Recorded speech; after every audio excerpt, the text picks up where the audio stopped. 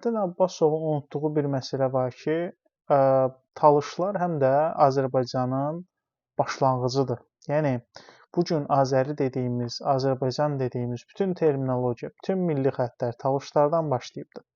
Biz Səfəviləri qurmuşuq. Biz Babəklə birlikdə ərəblərə qarşı müqavimət göstərmişik.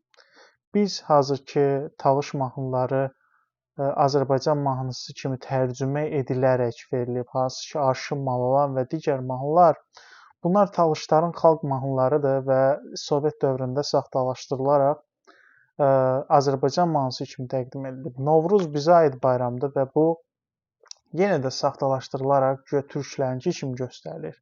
Azərbaycan sözünün Talış dilində bir neçə mənası var və ən əsas mənası da odur ki, odu qoruyan bir millət olmuşuq.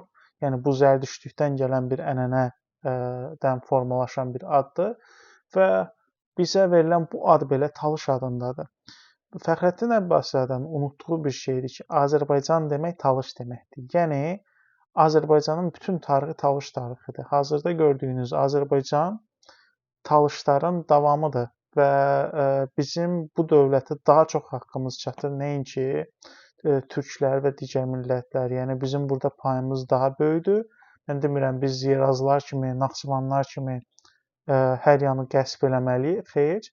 Amma bu dövlətin əsası bizə aiddir. Bu bizim milli irsimizdir.